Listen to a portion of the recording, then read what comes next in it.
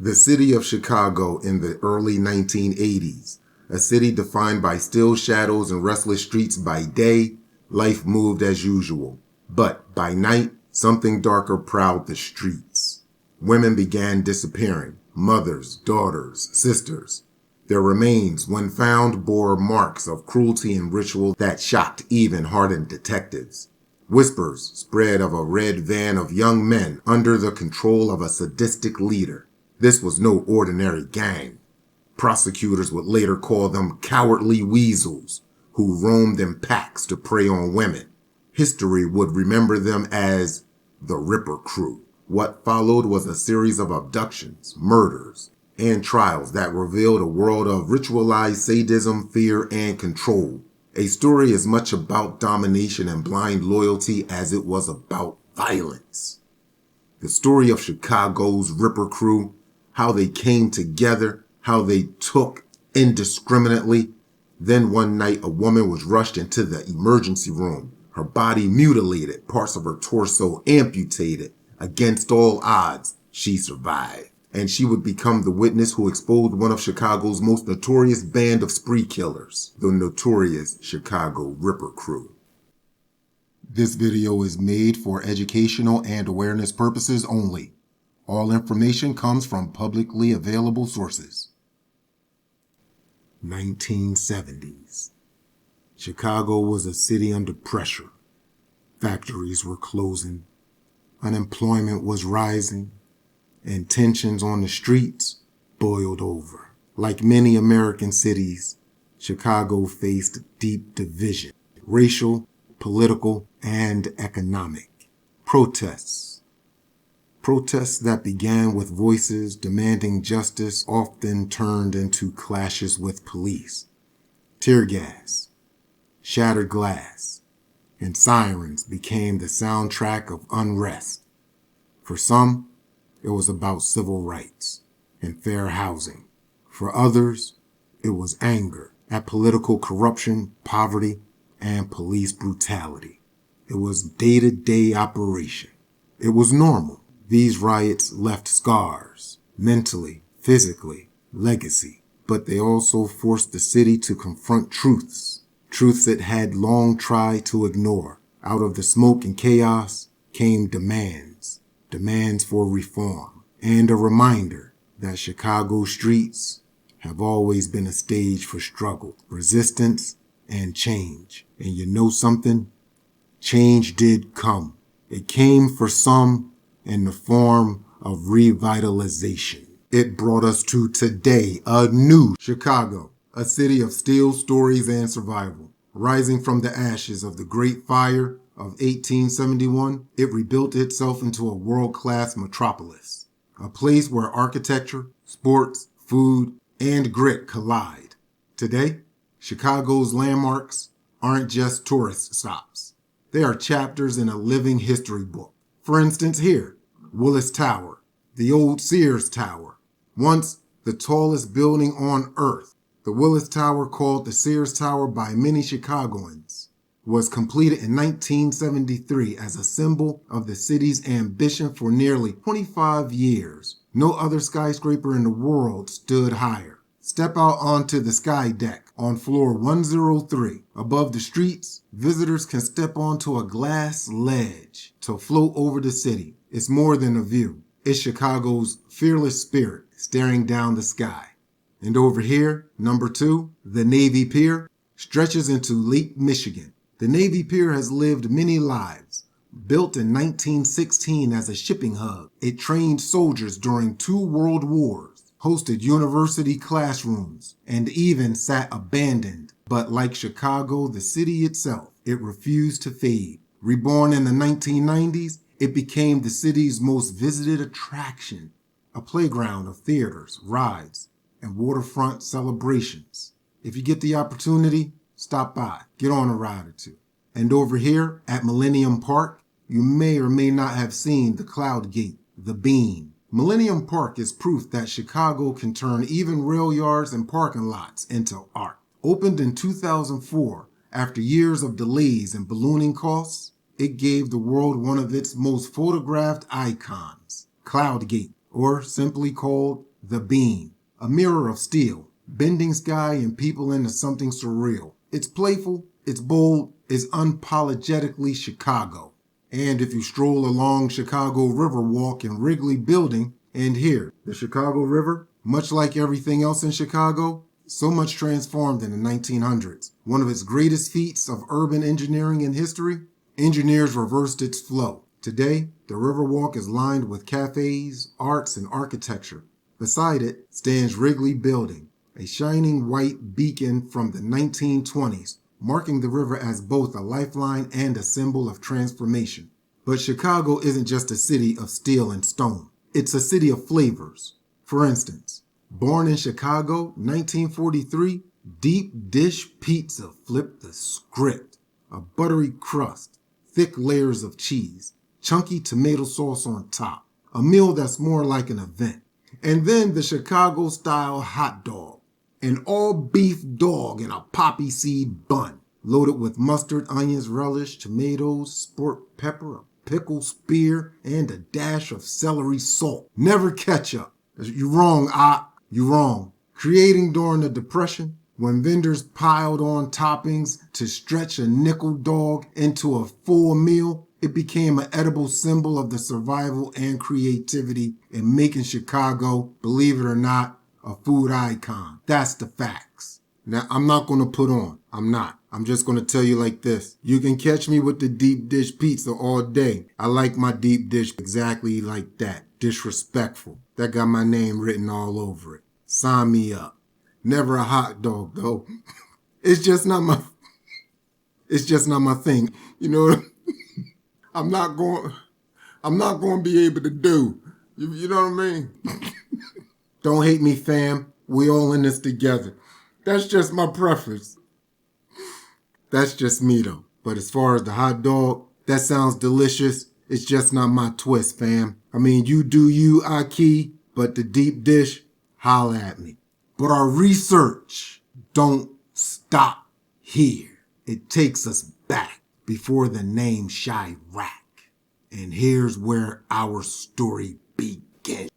Chicago, a tough, gritty city, was already haunted by the crimes of John Wayne Gacy when the Ripper crew emerged just a few years later. In fact, the leader of the crew, Robin Gecht, once worked briefly for John Wayne Gacy's construction business. But it's important to separate fact from myth. The Ripper crew and John Wayne Gacy, they were not partners, nor were they allies. They were not connected at all. Gecht was an employee, not a victim, not a friend. He was employed by John Wayne Gacy and not connected beyond that brief employment tie. Nothing further. There's no evidence the two men ever committed any crimes together. Their methods, motives, and victims were completely different. The overlap is only that both operated in the city of Chicago during the same era, which added to the city's fear and the media's fascination. To the public, it felt like one nightmare following another. As far as the city was concerned,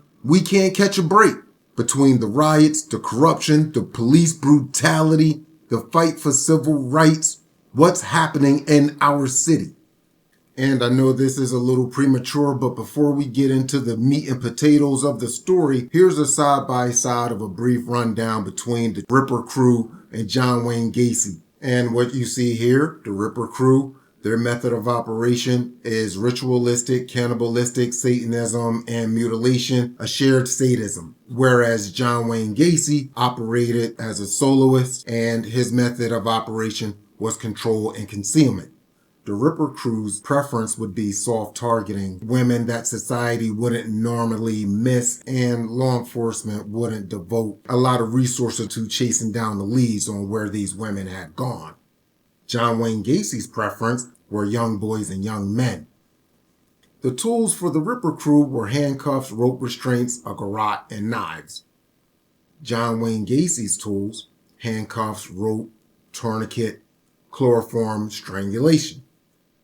The Ripper crew's dumping ground would be out in the open, sometimes public disposal, fields, expressways, riverbanks, railroad tracks, back alleys.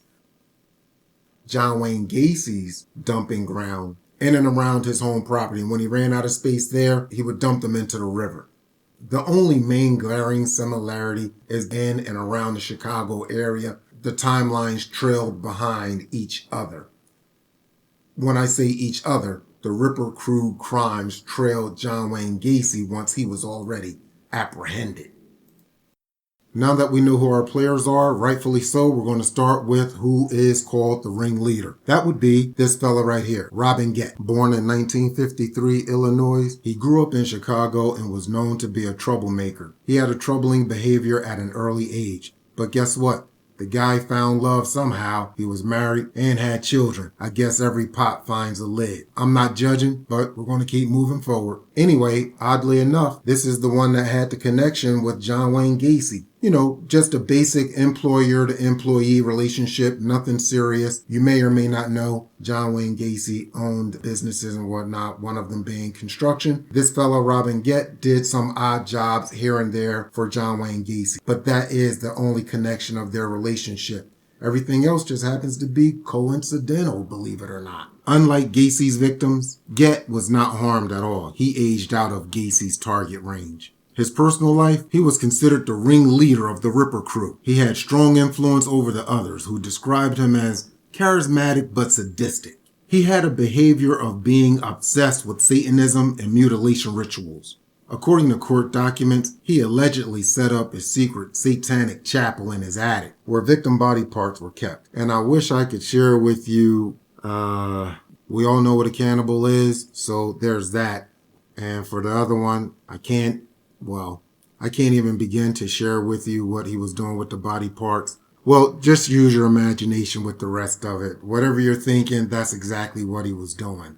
And this guy here, Edward Spritzer, born in 1961. His background consists of bailing out of school before getting his diploma. Whoops. He worked odd jobs, socially awkward, and easily influenced. But I can see that. I can see that looking at his eyes. I can see. Can you see it? I can see it. It's there. It's there. He has the look. He met Gecht as a teenager and became his follower. And lastly, number 3 and 4 is Andrew and Thomas, the Cocorales brothers. Andrew and Thomas both grew up in a modest, hard-working Greek immigrant household near Chicago. Both had significant struggles in school and were placed in special education programs. With little education and few opportunities, they drifted in and out of menial jobs, and more importantly, into the orbit of Robert Gecht. Their intellectual limitations and need for acceptance made them vulnerable to his influence, with Andrew becoming more aggressive and Thomas remaining the weaker of the two. It was within this vulnerable framework that Edward Spritzer and the Cocorales brothers came under the sway of Robert Gecht. All right, here we have it. All 4 players. How did they meet? Robin Gecht, the oldest and the most manipulative of the group, he was the hub. Okay, now we have that established. He met Edward Spritzer through labor jobs, and together they pulled in the Cocorales brothers, Andrew and Thomas. All 4 were connected through odd jobs in construction circles in and around Chicago area. So I guess after a few carpools, in and out of work, odd jobs here and there, you figure, what can be wrong with going over my buddy Robin's house to crack a cold one? Laugh, joke, talk crap, do what every normal person would do. Robin Gecht, being the manipulative person that he is, and the oldest of the bunch, he's looking around at the audience that he has. It's not hard to figure out. I can tell these guys what to do and they'll do it. And that's exactly what he did. He took on a big brother role and he set out to use these guys as minions. And to keep them in check, he began influencing them with his beliefs in the occult and satanic rituals. You know, they believed him. They believed him. Again, taking into account their intellectual fortitude, they didn't have much to work with. So Robin Gecht took advantage of that fact. He used them as drones and he put them to work to do whatever his bidding was. Does that give them a free pass to do what they did? The manner in which it was done, how it all went down? No, I don't think so. I disagree 100%, but that's just one man's opinion. Later on, we're going to get into that and see what the court did with these guys. So what began as a worksite acquaintance grew darker as Gecht bound them with his rituals and violent demands, transforming them into what would later be known as the Ripper Crew or the Chicago Rippers. Gecht began running his ritual gatherings in his attic. According to court documents, prosecutors called a mock satanic chapel. And this is where Gecht would hold meetings more regularly, where he reinforced loyalty through those same rituals and shared crimes. And what went from harassing the ladies who worked the night shift on the track, these were women who work the graveyard shift, women who work hard on the boulevard. And one of the oldest professions that is known, or you know what I'm saying without me having to say it. I'm sure you get where I'm going, though. It went from yelling out of the van window to harassing them, to throwing things at them, to then subscribing to their services and not paying, then roughing them up, and then it escalated from there. Gecht believing that he has a crew of cronies, which he does, to do his bidding, which they do. He felt, well, we can escalate to other things, which they did. And the more this went on, the more Gecht upped the ante, as they say. He became more emboldened. And unfortunately, this is where this began a chapter of unfortunate and unfathomable events perpetrated against the unsuspecting members in society.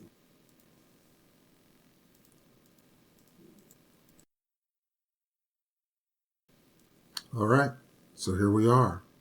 Linda Sutton was only 28 years old. She was a devoted mother of 2 young children, doing everything she could to keep her family afloat. Facing financial hardship, she turned to the streets for other means to provide for her household. On the Saturday night of May 23, 1981, during a warm Chicago evening with scattered thunderstorms in the area, Linda was abducted from Villa Park. 10 days later, her remains were discovered behind the moonlit motel, not far from where she lived, there in Villa Park. Her disappearance initially received little public attention, but later it became crucial in establishing the start of the group's killing spree. According to autopsy reports, she received extreme XX assault and the amputation of her left mammary gland, severe physical mutilation consistent with ritualistic attacks later seen in other victims. Linda Sutton's departure marked the beginning of the Ripper crew's killing spree. But beyond the violence, she was a young mother, loved and needed by her children. A life cut too short. Almost a year to date, 1982, Saturday, May 15th. The weather was cool and clear with a morning low of 52 degrees Fahrenheit, rising towards 70 by midday. Subject 2, target acquired. Lorraine Borowski, also known as Lori, was just 21 years old, full of energy, optimism, and beginning her career as a real estate agent. Lorraine walked toward her office in Elmhurst to unlock the doors to start her workday until she vanished in broad daylight. For 5 months, her family held out hope until her remains were found. They were found in Clarendon Hills Cemetery. Lorraine's story shook the community, not only for the horror of her fate, but because she represented every young woman chasing a future. She was not forgotten, and her name became central to bringing her killers to justice. Lori's last moments on this earth were horrific. When her remains were recovered, she was partially decomposed. Even so, forensic examiners confirmed injuries consistent with a violent struggle prior to her departure, and her left mammary gland was also removed from her body before she expired. In court, her abduction and departure was described as brutal, and investigators reported she showed evidence of defensive wounds. She was violated without prejudice. Under partly cloudy skies, on the night of Saturday, May 29th, temperatures lingered around 65 to about 70 degrees in Hanover Park. Subject 3, target acquired. Shui Mak was 30 years old and a recent immigrant from China. After Mak and her brother had gotten into a heated discussion over their sister's marriage to an American man. As the argument reached levels of epic proportion, whether she asked to be let out of the car or whether he kicked her out of the car, who knows, that remains to be seen. But what we do know is that her brother left her right there, vulnerable and isolated. Shui was left alone on the side of the road. Taken by the crew, she didn't stand a chance. All of them suffered. Yes, all of them suffered. She suffered some gruesome brutality before her ultimate end. And it's pretty rough. It calls to mind something that I always say, and I really do say this, there are some things that are far more worse than death. The way Shui Mak went out, it makes you pray for death to come quicker for that person, because it's more humane to just be done with it. I can't even describe a little bit what was done to this poor soul. So I hope that puts it into perspective on how she was taken out. For 4 long months, Shui Mak's disappearance hovered over the city. Shui Mak's death reflected the dangers faced by women, isolated and vulnerable. But she was more than a victim. She was a daughter, a sister, and part of a family that mourned her deeply, even to this day. For a sidebar, that's rough. Well, it doesn't matter what the argument was about at this point, because why are we arguing about who he or she is going to marry? Because they're going to marry the person anyway. So why are we going back and forth? Why are we having a yelling match? Why am I being put out the car? But look, at the end of the day, it was horrible, and I'm sure hindsight 2020, her brother, he won't be able to shake that cloud. It's got to be rough living with that on your shoulders. He won't live with that until his eyes close. And I'm sure her family never got over it, considering crew members' testimony of what they did to her. Yo, that's gotta hurt. Damn. The summer air in Chicago was heavy and warm, with temperatures in the low 80s by day, dipping into the mid-60s overnight. Just 2 weeks after Shui Mak's disappearance, the Ripper crew struck again. It was on this night that Angel York was picked up by the crew's van. She was handcuffed, assaulted, and brutally mutilated, although her mammary gland wasn't amputated, but she survived and her injuries were less extensive than the full amputation inflicted on other victims. But unlike so many others, she was thrown from the van, but still alive. Although shaken and scared, Angel York's survival added another piece to the growing puzzle investigators were trying to assemble. Unfortunately, York's description of her attackers and the van failed to produce any leads, so it went nowhere. But the police were still on the hunt. They knew it was a matter of time before they attacked again. August 27th, 1982. It was a Friday night. As the summer storms passed through the gritty city of Chicago, the summer air was still heavy and warm, still hovering around 75 degrees after dark, falling into the upper 60s. By dawn, Saturday, August 27th, Subject 4, target acquired. Damn. 18 years old, Sandra Delaware's remains was found along the banks of the Chicago River. Sandra had been grotesquely hacked on, leaving her strangled and mutilated remains out and in the open. And yes, Sandra was also missing her left mammary gland. Sandra's passing became one of the strongest links in the pattern that investigators would later connect. But for her family, it was the devastating loss of a young woman whose adulthood had barely begun. She was described as spirited and still finding her path in life. You're a young 18-year-old against 4 grown men. You don't stand a chance. She didn't stand a chance.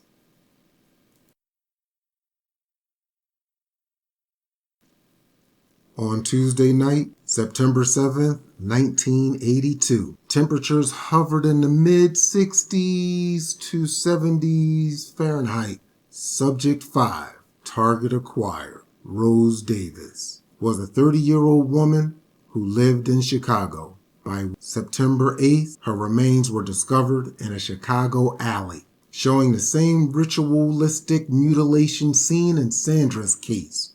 Same brutality, same gruesome acts. And yes, her left mammary gland was also missing as well. Rose bore nearly identical injuries to Sandra Delaware, further confirming investigators' suspicion that the group of perpetrators were in fact operating in the city. Here's a summary of a news article from back then.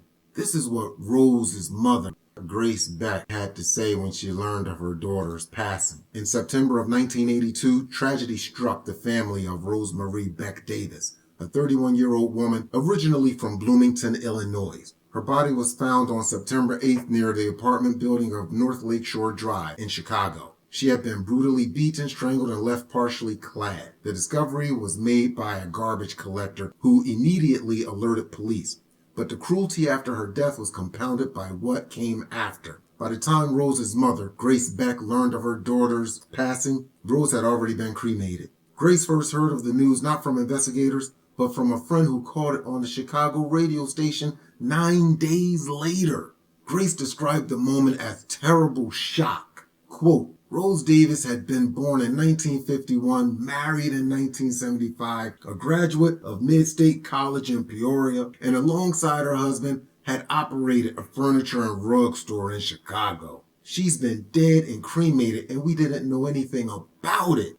She was remembered as a daughter, a sister, and a wife, taken violently before her time. End quote. Damn.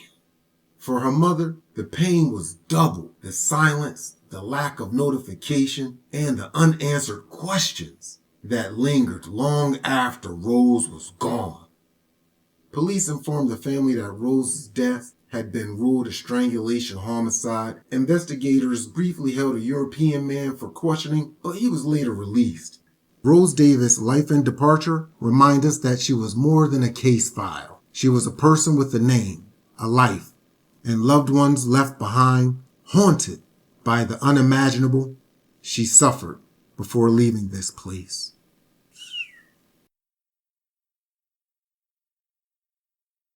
October 6, 1982, violence erupted in a way that broke the crew's own twisted patterns. At a lonely phone booth in Chicago, Rafael Torrado, a known local dealer, stood with his 18-year-old friend, Alberto Rosario. Driving by, Robin Gecht spotted them. According to testimony, he ordered Edward Spritzer to slow down the van. From the back seat, Gecht reached for 2 revolvers, cold and heavy, and told Spritzer to stop. Without hesitation, he leaned out and opened fire. Pow!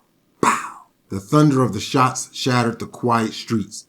Rosario crumbled, bleeding but still alive. Torrado was fatally struck and later passed on at the hospital. That night marked a horrifying escalation. Rafael Torrado became the only male victim of the crew. The randomness and the act showed the group spiraling out of control, no longer bound by even their own twisted rituals, but consumed by bloodlust and chaos. For months on end, women were being abducted, tortured, mutilated, and discarded. Chicago law enforcement struggled to connect the senseless and brutal end-of-life actions that terrified the city, and investigators faced a wall of dead ends that finally cracked on Wednesday, October 6, 1982. Autumn had settled into Chicago. The night was clear and crisp, with temperatures hovering in the 50s. Subject 6. Target acquired. A young 20-year-old Beverly Washington was working the track on the north side of the city. Met Robin Gecht. Beverly and Robin agreed to exchange candy for money. Beverly entered Robin Gecht's van, never expecting the horrors to follow. After hours of unrelenting exploitations by the perpetrators, she was dumped from the van and left to expire out in the elements. Her broken body was later discovered by a Chicago Transit Authority worker by the railroad tracks. She was drugged, assaulted, and mutilated in the same horrific fashion as earlier victims. She was beat unmercifully with exposed flesh as her left mammary gland was violently removed from her torso, but she was still alive. Beverly was taken to Illinois' Masonic Medical Center in Chicago, where medical staff managed to save her life, and they notified law enforcement because she was still alive.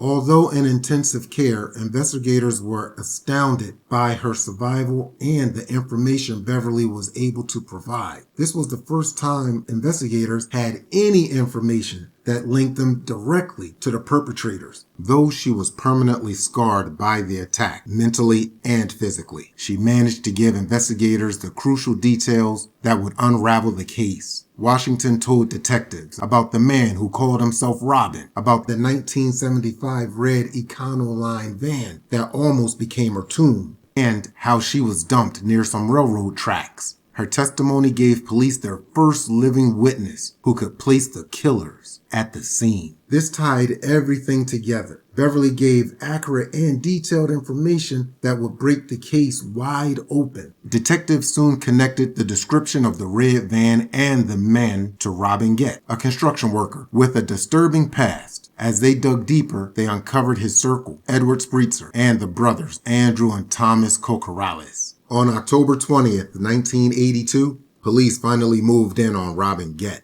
They had traced his distinct red van to the brutal attack on Beverly, Washington, the survivor who gave investigators their first solid lead.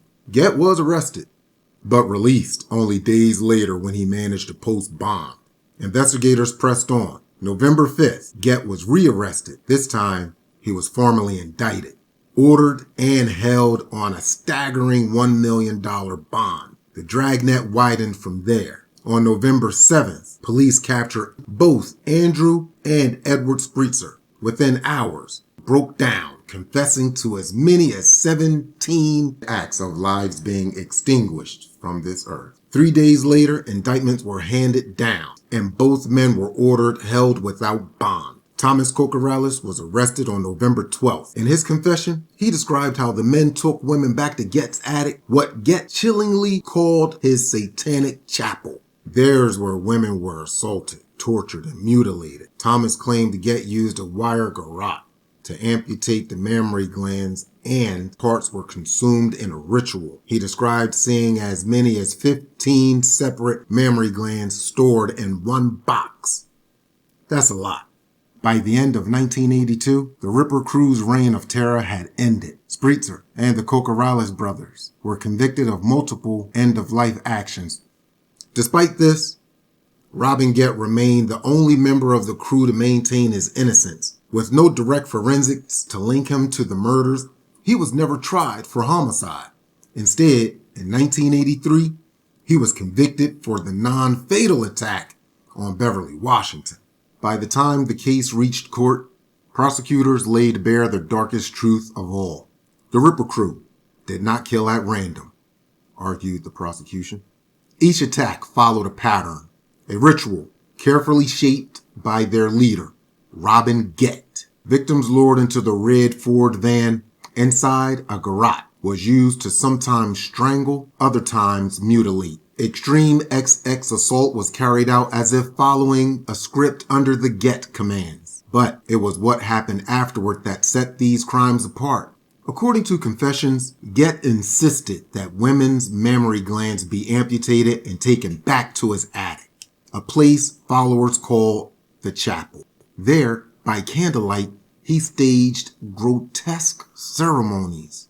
Testimony revealed that he placed the remains on a makeshift altar, smeared blood, and mocked Christian communion. At times, he even forced his followers to consume pieces of flesh, a perverse inversion of the sacred. The prosecution further explained these rituals were never about faith. They were about control. By forcing Spritzer and the Cocorales brothers to participate, Gecht bound them together in shared guilt and terror. As one prosecutor told the jury, this was not Satanism. This was ritualized sadism, designed by one man, carried out through the fear of loyalty and blood. Beverly was the only victim to survive, but the courtroom heard from more than just Beverly. There was testimony of women who had gotten into the van, narrowly escaping before things had taken a drastic and horrific turn. And including in their testimony, they shared with the courts about being approached and harassed, giving investigators proof of a broader pattern of predatory behaviors. Together, these voices built a case. The 20-year-old survivor, Beverly Washington, is the only known survivor of the Ripper Crew. She was the key that broke the case wide open. Her testimony was the turning point that led to their capture. Her story is one of the most important in the Ripper Crew's case, because without it, there would have been no case. It was her horrific experience of facing the devil and death, then describing the unimaginable, that gave law enforcement the leads they needed, because she survived and is the reason they were brought down. But it was the combination of her courage, the crew's own confessions, and other witnesses who narrowly escaped that finally brought the Ripper Crew to justice. Despite this, Robin Gecht remained the only member of the crew to maintain his innocence. With no direct forensics to link him to the murders, he was never tried for homicide. Instead, in 1983, much of the evidence against Robin Gecht came from his own followers. He was convicted for the non-fatal attack on Beverly, Washington, attempted murder, aggravated kidnapping, deviant XX assault, and violation. Judge Francis J. Mahone, before sentencing Gecht to 120 years in prison. That's a long time. That's a long time. Judge Francis John Mahone told Gecht, quote, "Only a devil would do these things. An animal would not do these things. A monster would," end quote. Today, Gecht remains incarcerated at the Danville Correctional Center with a projected parole date in October 2042. That's still a long time. When he will be 88 years old. And that's just to come up for parole. There's no guarantee he gonna get it. That is still a long time. Meanwhile, Edward Spreitzer sought leniency in 1984, pleading guilty to the murder of Shuri Mock, Rose Davis, Sandra Delaware, and Rafael Tirado, as well as charges of assault and kidnapping. He was sentenced to life in prison without the possibility of parole. In 1986, he was convicted again, this time for the murder of Linda Sutton. The prosecution demanded death. His attorney described him as immature and easily led by Gecht, but the prosecution branded him every woman's nightmare. And then he was sentenced to death. So he went from life without the possibility of parole, being retried, and then sentenced to death. But then that ended up being commuted anyway. By the time Governor George Ryan took office, he cleared death row, and everybody was commuted to life without the possibility of parole. Now over here, Andrew Kokorales faced his own trials. In 1985, he was convicted of the murder of Rose Davis. His lawyers painted him as a follower, not a leader. The jury spared his life, sentencing him to life without parole. But 2 years later, in 1987, he was convicted of the murder of Lorraine Borowski. This time, he was sentenced to death. On March 17th, 1999, Andrew Kokorales, he had a date with the needle, lethal injection. It did its thing. And he was the last man executed in Illinois before the state abolished the death penalty in 2011. His final words, he apologized to the Borowski family, cited scripture, and urged others to repent. Thanks, man. Appreciate you. Go ahead and get him up out of here. And for this one, nah, big dog, we didn't forget about you. Just took a little bit getting to you, but here he is. Thomas Kokorales, the youngest of the brothers, was convicted of murder in Borowski's case as well. His confession earned him life without parole, later reduced to a plea of 70 years. Charges for Linda Sutton's murder were dropped as part of a bargain. In 2019, after decades behind bars, Thomas was released. In an interview, he insisted, quote, "Everybody think I'm a monster. I'm not a monster," end quote. Yet, in his own words during an interrogation decades earlier, painted a more chillingly indifferent picture. "I think you're a monster, homie." At the time of his arrest, Thomas was working as a painter with no prior record and described as having a borderline intellectual range, with an IQ of about 75. Andrew and Thomas had been raised in the Greek Orthodox Church, and Andrew, executed in 1999, spurred church leaders' campaign against the death penalty. It's real good of the church to think about the souls that were lost during these guys' tour around town, trying to save this guy considering what he had done in society. He turned society upside down. But I guess, hey man, that's a real good church. I'm not judging. We're going to keep moving forward.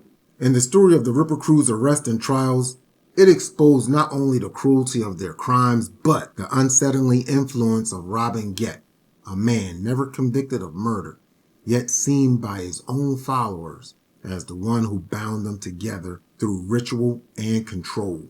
Though scarred for life, Beverly Washington stood as a survivor whose bravery stopped the Ripper Crew. Her testimony ensured justice for the women who could not speak for themselves. Beverly largely withdrew from the public attention. She's remembered in court records and survivor accounts, but unlike the perpetrators, little is published about her later in life deliberately to protect her privacy.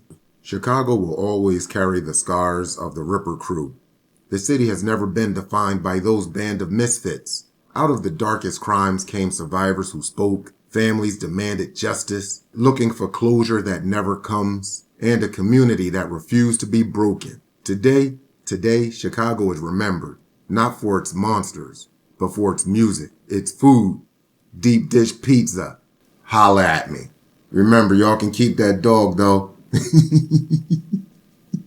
Its sports and its spirit. From the blues clubs on the south side to the skyline that stretches above the lake, this is a city of resilience. The Ripper crew left behind fear, but Chicago endured. And Chicago endures still. This is the story of a city that will never be defined by the cruelty of a few, but by the strength of the many. Despite what folks may hear about Chicago, it's still an excellent place. If you ever get around to see those attractions, drop it in the comments. Let me know. I'll see you guys on the next one. Thanks for joining me. I appreciate you, and I'll see you on the next one.